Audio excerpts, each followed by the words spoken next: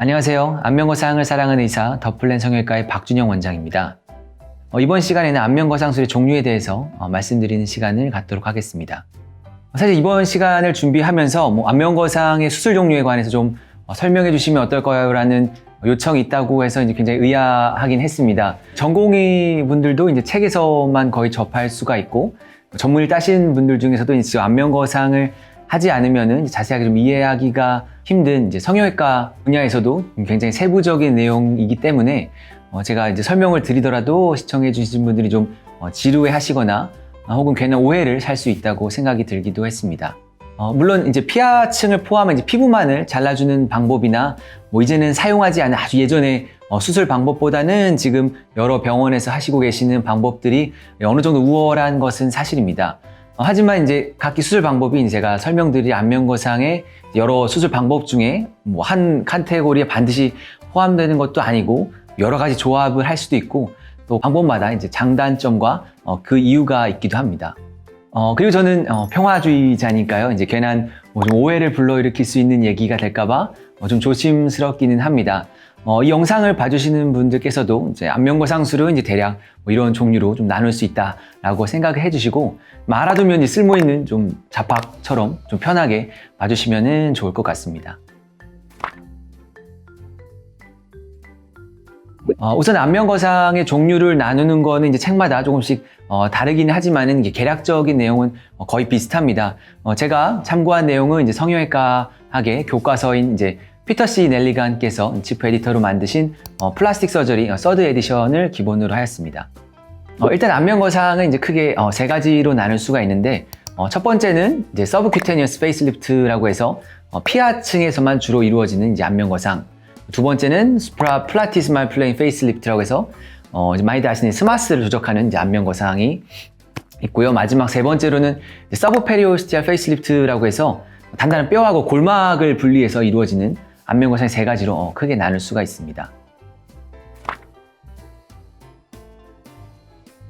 일단 첫 번째로 서브큐테니어스 페이스리프트에는 이제 스킨올리 페이스리프트가 있습니다. 이제 이름만 들어도 아시겠지만 이제 얼굴 스마스에는 이제 아무런 조작을 하지 않는 수술 방법이고 이제 안면거상이 처음 시작되었을 때 시행된 아주 간단한 방법입니다. 이 방법은 사실 스킨 자체만 문제가 있을 때 시행하는 것이 사실이고 하지만 이런 경우는 사실 거의 없죠. 그리고 스마스를 조작하지 않기 때문에 얼굴 형태에는 거의 변화가 없고 피부 자체에만 이제 장력이 가해지기 때문에 여러 가지 아시는 문제점들이 발생할 수가 있습니다. 그리고 이 수술의 가장 큰 문제는 지속성이 떨어진다는 문제가 있습니다.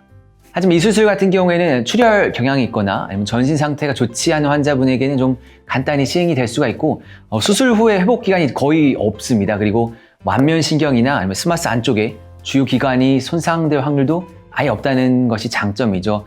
그리고 안면거상이 이제 예전에 한번 수술을 하셔서 스마스 안쪽 이미 처리가 돼 있어서 두 번째나 세 번째 하시는 재수술의 경우에도 사용이 될 수가 있습니다.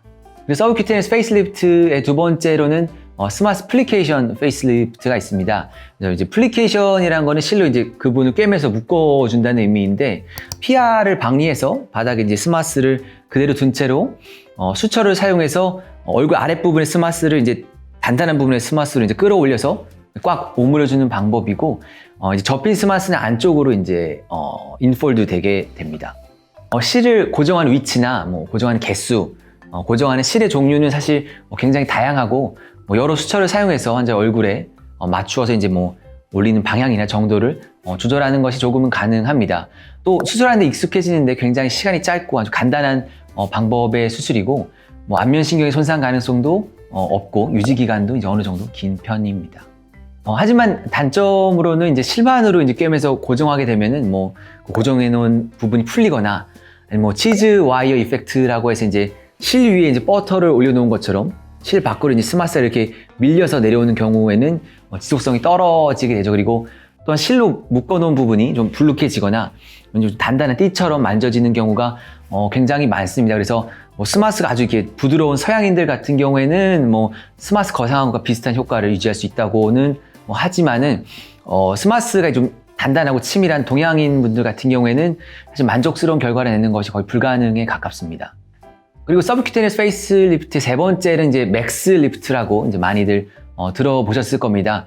원리는 이제 바닥에 이제 스마스를 남긴 채로 긴 루프 같은 실을 사용해서 안면 조직의 아랫부분을 이제 뭐 두개골이나 아니면 관자같이 좀 단단한 부분에 이제 슬링을 걸어주는 방법입니다.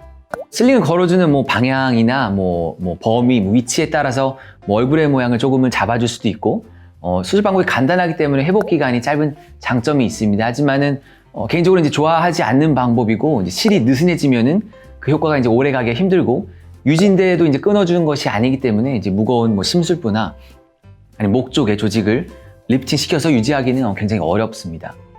또한 이제 실의 위치가 너무 얕거나 아니면 장력을 너무 세게 주게 되면은 그 실의 태가 보이는 경우가 굉장히 많고, 아까 설명드렸던 것처럼 치즈와이어 이펙트라고 해서 이제 실을 넘어서 얼굴의 지방이 좀 뻘징돼서 보이거나 아니면 피부 겉면으로 실이 살짝 보일 수는 있습니다. 또 대부분은 이제 녹지 않은 실을 쓰기 때문에 뭐 두피 안쪽이나 아니면 관자 쪽에 단단한 실의 매듭이 만져지는 경우도 굉장히 많습니다.